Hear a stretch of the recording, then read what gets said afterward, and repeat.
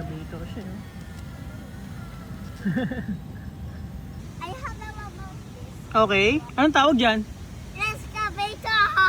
Okay. Mura lang to eh. Bigay lang to ni Kuya Dylan niya. Parang wala patang 1K yan. So bala ko bumili din ng dump truck para mapaglaro kami dalawa. Pero for now, yan muna sa kanya. And then this is mine. Oh my God! Vanquish.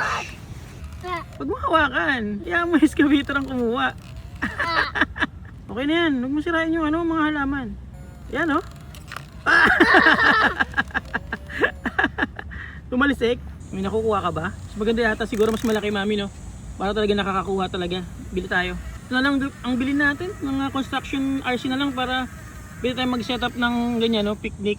And then habang nag-picnic, naglalaro ng RC.